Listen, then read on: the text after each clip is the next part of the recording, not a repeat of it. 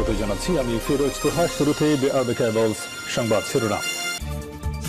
শুরুতে জানিয়ে দেব, নির্বাচন কমিশন রাজদরবারের গোপাল ভাঁড়ে পরিণত হয়েছে বলছে আব্দুস সালাম। জানিয়ে দেব, জেনারেল আজিজের বিরুদ্ধে ভিসা নীতি প্রয়োগ হয়নি, জানিয়েছে ওবায়দুল কাদের। এছাড়া রয়েছে ঋণ খেলাপি ও অর্থ পাচারকারীদের তালিকা প্রকাশের দাবিতে গণসংহতি আন্দোলনের আলটিমেটাম। জানিয়ে দেব, ডামি নির্বাচন উপহার দেওয়ায় ইসির সুযোগ সুবিধা বৃদ্ধি করা হয়, অভিযোগ ইসলামী আন্দোলনের। সর্বশেষ জানিয়ে দেব, বিএনপি জনগণকে ভয় পায় বলেই ভোটে আসে না, অভিযোগ নৌ প্রতিমন্ত্রীর। নির্বাচন কমিশন বর্তমান রাজদরবারের গোপাল ভাঁড়ে পরিণত হয়েছে বলে অভিযোগ করেছেন আব্দুস সালাম। বিএনপির ঢাকা মহানগর দক্ষিণ শাখার আহ্বায়ক আব্দুস সালাম বলেছেন, আমরা অনেক আগেই বলেছি বাংলাদেশের নির্বাচন ব্যবস্থা আর অবশিষ্ট নেই। এই নির্বাচন কমিশন রাজদরবারের গোপাল ভাঁড়ে পরিণত হয়েছে। মানুষ সরকারকে প্রত্যাখ্যান করে ভোট দিতে যায়নি, অথচ তারা বলছে ধান কাটার জন্য মানুষ ভোট দিতে যায়নি।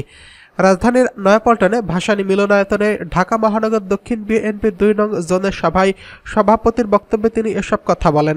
আব্দুস সালাম বলেন, বিভিন্ন বিদ্যুৎ কোম্পানির সঙ্গে সরকার চুক্তি করেছে, যাদের কাছ থেকে কোনো বিদ্যুৎ কেনা হচ্ছে না, শুধু লুটপাট করতেই কুইক রেন্টালের ভাড়ার পরিবর্তে ডলার দেওয়া হচ্ছে। এই লুটপাট বন্ধে সরকারের বিরুদ্ধে গণ আন্দোলন গড়ে তুলতে হবে। তিনি বলেন, আওয়ামী লীগের জনপ্রিয়তা এবং লজ্জা দিনে দিনে সমান হারে কমছে। একটি দল নিজেদের কর্মদোষে ধ্বংস ও নিশ্চিহ্ন হওয়ার একটি বড় লক্ষণ। মানুষের স্বতঃস্ফূর্ত প্রত্যাখ্যানে এবারে প্রহসনমূলক নির্বাচন অতীতের সকল ইতিহাসকে ম্লান করে দিয়েছে। মানুষের এই মৌন অনাস্থা একসময় বিক্ষোভের অগ্নিস্ফুলিঙ্গে পরিণত হবে। বিএনপির এই নেতা বলেন, সরকার সারাক্ষণ অস্থিরতায় থাকে, এই বুঝি তাদের পতনের হুইসেল বেজে গেল। এই ভয় থেকেই সরকার বিএনপির উপর একের পর এক নেতাকে কারাগারে দিচ্ছে। কিন্তু এসব গ্রেফতার করে পতন ঠেকানো যাবে না, এখনো সময় আছে, দেওয়াল লিখুন বরুণ। মানুষের দেওয়ালে পিঠ ঠেকে গেছে, তাই মানুষ ঘুরে দাঁড়ানোর আগেই মানে কেটে পড়ুন। ঢাকা মহানগর দক্ষিণ বিএনপির সদস্য সচিব রফিকুল আলম মজনু তার বক্তব্যে বলেন, নাগরিকরা বিভিন্নভাবে সরকারকে বারবার প্রত্যাখ্যানের সংকেত দিচ্ছে।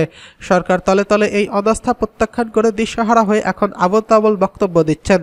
এ সময় উপস্থিত ছিলেন ঢাকা মহানগর দক্ষিণ বিএনপি সিনিয়র যুগ্ম আহ্বায়ক নবিউল্লাহ নবী, যুগ্ম আহ্বায়ক ইউনুস মৃধা, মোহাম্মদ মোহন, আব্দুস সাত্তার প্রমুখ। জেনারেল আজিজের বিরুদ্ধে ভিসা নীতি প্রয়োগ হয়নি বলছে ওবায়দুল কাদের।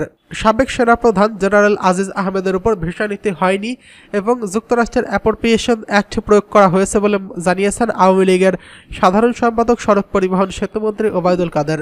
ধানমন্ডিতে অবস্থিত আওয়ামী লীগের সভাপতির রাজনৈতিক কার্যালয়ে ডাকা সংবাদ সম্মেলনে তিনি এই কথা বলেন। ওবায়দুল কাদের বলেন, আমাদের পররাষ্ট্র মন্ত্রণালয় যেটা বলছে, বাংলাদেশের মিশনকে জেনারেল আজিজের বিষয়ে অবহিত করা হয়েছে। জেনারেল আজিজের বিষয়ে যে ব্যবস্থা নেওয়া হয়েছে সেটা ভিসা নীতির প্রয়োগ নয়, এটি যুক্তরাষ্ট্রের অ্যাপ্রোপ্রিয়েশন অ্যাক্টের প্রয়োগ। এটা নিয়ে আমি আর কিছু বলবো না। এটা নিয়ে আমাদের পররাষ্ট্রমন্ত্রীর কথা বলেছেন, আমরা এটুকুই জানি, এটুকুই বললাম। এ সময় উপজেলা নির্বাচন প্রসঙ্গে তিনি বলেন, বিএনপি ও সমমনাদের অবিরাম মিথ্যাচার ও টিআইবির অপপ্রচার ও নামিদামি বুদ্ধিজীবীদের মিথ্যাচারে উপজেলা নির্বাচনের ভোটার উপস্থিতি কম হয়েছে, কিন্তু নামিদামি বুদ্ধিজীবী আছেন, তারাও মিথ্যাচার অপপ্রচার করে মানুষের আগ্রহ নষ্ট করে দিয়েছেন এই ভোটের ব্যাপারে। ওবায়দুল কাদের বলেন, স্থানীয় সরকার নির্বাচনে ভারতের পশ্চিমবঙ্গে এবং আমাদের বাংলাদেশে শান্তিপূর্ণ নির্বাচন হয় এটা বলা যায় না। এখানে কিছু সংঘাত ও প্রাণহানি ঘটে, যদিও আমাদের 7ই জানুয়ারির নির্বাচন ক্যাজুয়ালিটি নেই। আওয়ামী লীগের সাধারণ সম্পাদক বলেন, ভোটাররা কেন্দ্রে আসেনি যদি এটা বলেন, এটা তো নির্বাচন, স্থানীয় নির্বাচনে 7ই জানুয়ারির নির্বাচনে ছিল 42%। বিএনপি নেতাদের বলবো, 15ই ফেব্রুয়ারি যে নির্বাচন তাতে বিবিসি বলেছিল 5% ভোট পড়েছে, নির্বাচন কমিশন বলছিল 21%। আপনাদের জাতীয় নির্বাচনে 21% যদি ধরি, তাহলে এই 30% এটা কম কিসের? তিনি আরো বলেন, যা ভোট পড়েছে সেটাকে খুব ভালো বেশি বলা যাবে না, বলবো মোটামুটি ভালো হয়েছে। বিদ্যমান পরিস্থিতিতে টার্ন আউট নিয়ে আমাদের মনে হয় বেশি কথা বলার প্রয়োজন নেই। সংবাদ সম্মেলনে উপস্থিত ছিলেন আওয়ামী লীগের যুগ্ম সাধারণ সম্পাদক মাহবুবুল আলম হানিফ, আফামা বাহাউদ্দিন নাসিম, সাংগঠনিক সম্পাদক বিএম মোজাম্মেল হক, মির্জা আজম, এসএম কামাল হোসেন, সুজিত রায় নন্দী, প্রচার সম্পাদক আব্দুস সাবাহান গোলাপ, সাংস্কৃতিক বিষয়ক অসীম কুমার উকিল, ত্রাণ ও সমাজ কল্যাণ বিষয়ক সম্পাদক আমিনুল ইসলাম আমিন প্রমুখ। এদিকে ঋণ খেলাপি ও অর্থ পাচারকারীদের তালিকা প্রকাশের দাবিতে গণসংহতির আলটিমেটাম। 30 জুনের মধ্যে ঋণখেলাপি ও অর্থ পাচারকারীদের তালিকা প্রকাশ না করলে আবারও বাংলাদেশ ব্যাংক ঘেরাও করা হবে বলে হুঁশিয়ারি দিয়েছেন এবং আলটিমেটাম দিয়েছেন গণসংহতি আন্দোলন। দলটির প্রধান জোনায়েদ সাকি বলেছেন, এই সরকার আর জনগণের নয়, এরা বেনজির দরবেশ এস আলমের সরকারে পরিণত হয়েছে। ব্যাংক লোবাট ও অর্থ পাচার রুখে দাঁড়ান, ঋণখেলাপি ও অর্থ পাচারকারীদের তালিকা প্রকাশ এবং বাংলাদেশ ব্যাংকের পূর্ণ স্বায়ত্তশাসন জবাবদিহি করতে হবে। এই দাবিতে বাংলাদেশ ব্যাংকের অনতি দূরে ওভারব্রিজের পাশে বিক্ষোভ সমাবেশ করছে গণসংহতি আন্দোলন। এই সমাবেশে এসব কথা বলেন জোনায়েদ সাকি।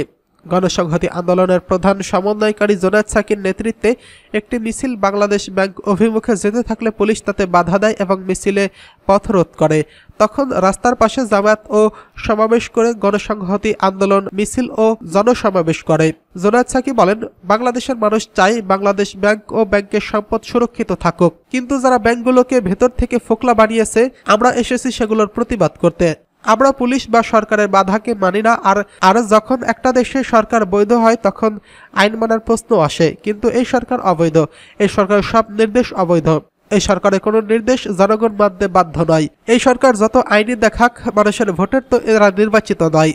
এ সময় বিক্ষোভ ও সমাবেশে উপস্থিত ছিলেন এবং বক্তৃতা প্রদান করেন গণসংহতি আন্দোলনের কেন্দ্রীয় নির্বাহী সমন্বয়কারী আবুল হাসান রুবেল, রাজনৈতিক পরিষদের সদস্য হাসান মারুফ রবি, তসলিমা আক্তার, মনিরুদ্দিন পাপ্পু এবং সাংগঠনিক সম্পাদক বাচ্চু ভুইয়া, জুলহাসনাইন বাবু, দীপক রায়, তরিকুল সুজন এবং কেন্দ্রীয় নির্বাহী কমিটির সদস্য আলিফ দেওয়ান প্রমুখ। ডামি নির্বাচন উপহার দেওয়ায় ইসির সুযোগ সুবিধা বৃদ্ধি করা হয়, অভিযোগ ইসলামী আন্দোলনের। ইসলামী আন্দোলন বাংলাদেশের মহাসচিব মাওলানা ইউনুস আহমেদ বলেছেন, বাংলাদেশের অর্থনীতির অবস্থা ভয়াবহ। বাংলাদেশ ব্যাংকে সাংবাদিক প্রবেশ নিষিদ্ধ। দ্রব্যমূল্যের ঊর্ধ্বগতিতে জনগণের নাভিশ্বাস। তখনই মন্ত্রী পরিষদের বৈঠকে সরকার অজ্ঞাবহ নির্বাচন কমিশনের সুযোগ সুবিধা বৃদ্ধি করেছে। গত 7 জানুয়ারির ডামি নির্বাচন উপহার দেওয়ায় 4 মাস 14 দিনের মাথায় এই সরকার উপহার দিল। রাজধানীর পুরানা পল্টনে ইসলামী আন্দোলন বাংলাদেশের কেন্দ্রীয় কার্যালয়ের দেশে চলমান রাজনৈতিক পরিস্থিতি আলোচনা, পর্যালোচনা ও সভায় সভাপতির বক্তব্যে এসব কথা বলেন। এই ধরনের সুযোগ সুবিধা বৃদ্ধির তীব্র নিন্দা ও প্রতিবাদ জানিয়ে প্রিন্সিপাল হাফেজ মাওলানা ইউনুস আহমেদ বলেন, দলান্ধ নির্বাচন কমিশন নির্বাচন ব্যবস্থাকে ধ্বংস করে দিয়েছে। দেশে বর্তমান রাজনৈতিক সংকট সৃষ্টিকারী এই নির্বাচনের পদত্যাগ করে নিরপেক্ষ নির্বাচন এখন সময়ের দাবি। তিনি বলেন, সবচেয়ে বিস্ময়ের ব্যাপার হলো নির্বাচন কমিশন গঠন করবেন 5 বছরের জন্য আর সুযোগ সুবিধা ভোগ করবে আজীবনের জন্য। এটা দলান্ধ কমিশনই পেতে পারে। অথচ দ্রব্যমূল্যের ঊর্ধ্বগতিতে সরকারি চাকরিজীবীর প্রতি 5 বছর পর পে স্কেল পাওয়ার দাবি করলেও সেই দাবি আদবদি পূরণ হয়নি। তাই নবম পে স্কেল এখন সময়ের দাবি। সভা শেষে দলের বিভাগীয় সাংগঠনিক সম্পাদক অধ্যাপক সৈয়দ বেলায়েত হোসেনের মাগফিরাত কামনা করে বিশেষ দোয়া ও মোনাজাত করা হয়। বিএনপি জনগণকে ভয় পায় বলে ভোটে আসে না বলছে নৌ প্রতিমন্ত্রী। দিনাজপুর 2 আসনের সংসদ সদস্য ও নৌ পরিবহন প্রতিমন্ত্রী খালিদ মাহমুদ চৌধুরী বলেছেন, বিএনপি দেশের জনগণকে ভয় পায় বলেই ভোটে অংশগ্রহণ করে না। নৌ প্রতিমন্ত্রী বলেন, বিএনপি দেশের জনগণকে ভয় পায় বলেই ভোটে অংশগ্রহণ করে না। তারা বুঝতে পেরেছে ভোটে আসলে তাদের সম্মান থাকবে না। কাজেই তারা এখন ভোট বর্জন শুধু না, দেশ বিরোধী কর্মকাণ্ডেও জড়িত।